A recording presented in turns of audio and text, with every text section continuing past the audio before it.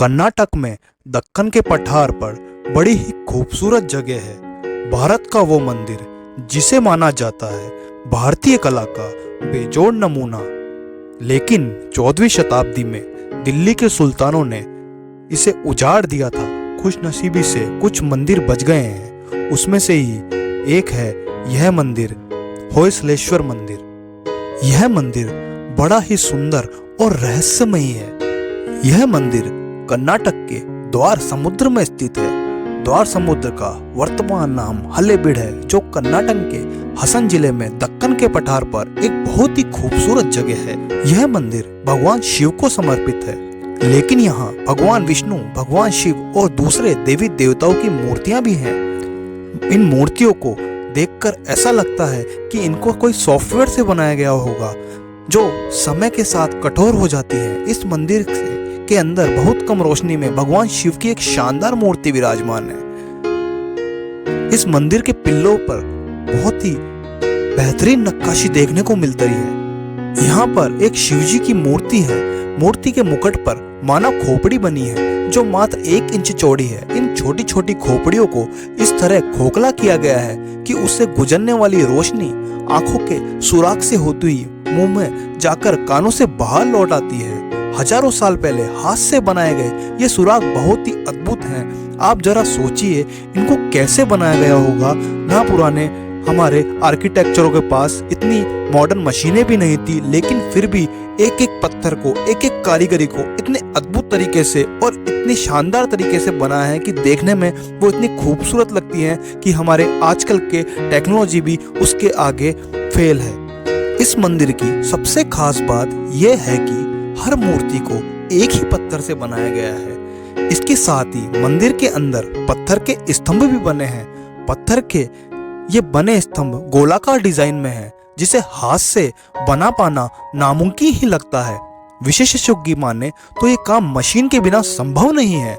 लेकिन यह बात सोचने वाली है कि उस समय में हमारे पूर्वजों ने पत्थर को घुमाने के लिए किस मशीन का प्रयोग किया होगा। होयसलेश्वर मंदिर वास्तुकला का एक बेजोड़ नमूना है, जो आज भी सभी के लिए आकर्षण का केंद्र है। हालांकि इस बात का कोई सबूत नहीं है कि मंदिर को बनाने में मशीनों का इस्तेमाल किया गया था या नहीं किया गया था। ऐसे में कई लोगों का यह भी मानना है कि इस मंदिर का निर्माण मनुष्य जाति ने किया ही नहीं है। कितना रोचक तथ्य है। तो जानते हैं मंदिर की संरचना के बारे में।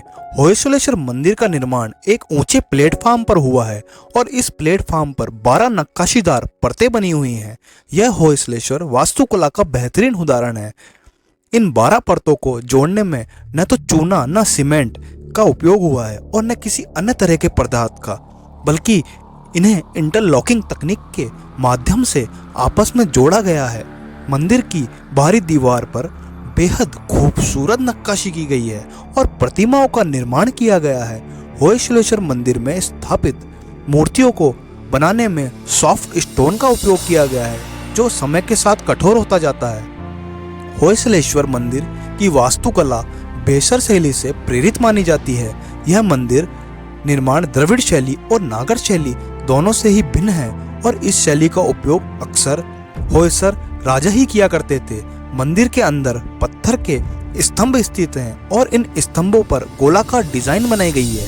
इसके अलावा मंदिर में भगवान शिव की मूर्तियां भी विराजमान हैं। भगवान शिव को समर्पित इस मंदिर की नक्काशियों और उत्कृष्ट कलाकृतियों को देखकर ही इस मंदिर के संबंध में अक्सर यह कहा जाता है कि मंदिर के निर्माण में मशीनों का उपयोग किया गया था।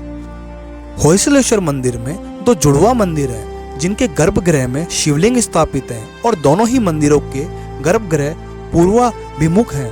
दोनों ही गर्भगृह के बाहर नंदी हॉल है, जहां अपने आराध्य की ओर मुख किए हुए नंदी विराजमान है। मुख्य मंदिर होयसलेश्वर मंदिर के नाम से जाना जाता है और दूसरा जुड़वा मंदिर शांतलेश्वर मंदिर के नाम से जाना जाता है। मुख्य मंदिर से जुड़ा हुआ एक सूर्य तीर्थ भी है।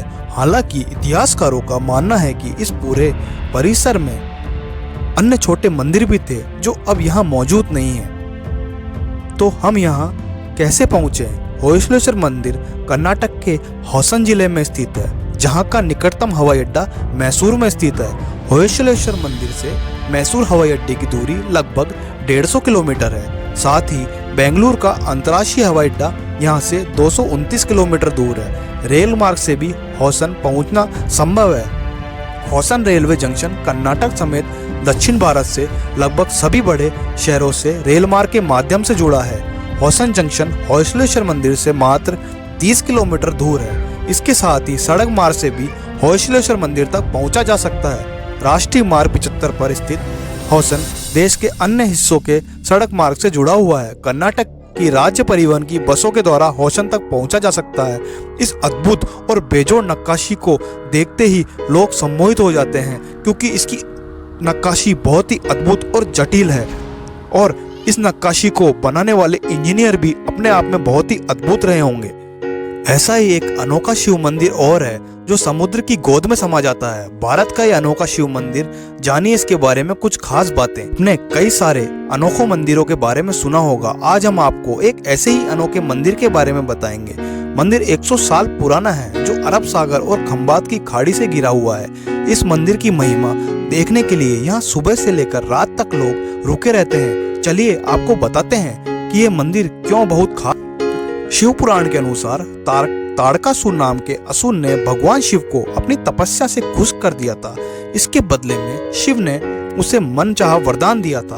वरदान यह था कि असुर को शिव पुत्र के अलावा और कोई नहीं मार सकता था और पुत्र की आयु भी 6 दिन की ही होनी चाहिए। वरदान मिलने के बाद ताड़कासुर ने हर तरफ लोगों को परेशान करना और उन्हें मारना शुरू कर दिया और यह सब देखकर देवताओं और ऋषि मुनियों ने शिव जी के साथ उसका वध करने की प्रार्थना की। उनकी प्रार्थना सुनने के बाद श्वेत पर्वत कुंड से 6 दिन के कार्तिकेय ने जन्म लिया। असुर का वध कार्तिकेय ने कर दिया, लेकिन शिव भक्ति की जानकारी मिलने के बाद कार्तिकेय को जब इस बात का एहसास हुआ तो भगवान विष्णु ने उन्हें प्रायश्चित करने का मौका दिया और विष्णु भगवान ने उन्हें सुझाव दिया कि जहाँ उन्होंने असुर का वध किया है वहाँ वो शिवलिंग की स्थापना करें। इस तरह इस मंदिर के बाद में स्तंभेश्वर मंदिर के नाम से जाना जाने लगा। स्तंभेश्वर महादेव मंदिर क्यों डूबा है समुद्र की गोद में? यह मंदिर पानी में पूरी तरह से डूब जाता है और इसके पीछे का कारण प्राकृतिक है और पूरे दिन में समुद्र का स्तर इतना बढ़ जाता है कि मंदिर पूरी तरह डूब जाता है और फिर पानी का स्तर कम होने के बाद यह मंदिर फिर से दिखाई देने लगता है। ऐसा सुबह शाम 2 बार होता है और लोगों द्वारा इसे शिव का अभिषेक माना जाता है। इस मंदिर में शिव जी के दर्शन करने के लिए हर साल लाखों श्रद्धालु आते। कैसा लगा आपको ये वीडियो? कमेंट में अपनी राय जरूर दें। साथ ही अगर आपको यह वीडियो अच्छा तो इसे दोस्तों के साथ शेयर करें और इसी तरह के वीडियो देखने के लिए आप हमारे साथ जुड़े रहें। चैनल को लाइक कर लें, सब्सक्राइब कर लें। धन्यवाद।